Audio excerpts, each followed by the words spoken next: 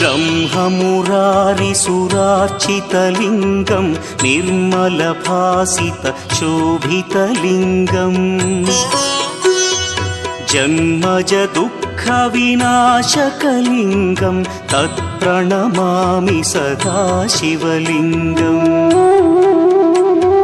देवमुनिप्रवरार्चितलिङ्गं कामदहन करुणाकरलिङ्गम् रावणदर्पविनाशकलिङ्गं तत्प्रणमामि सदा शिवलिङ्गम्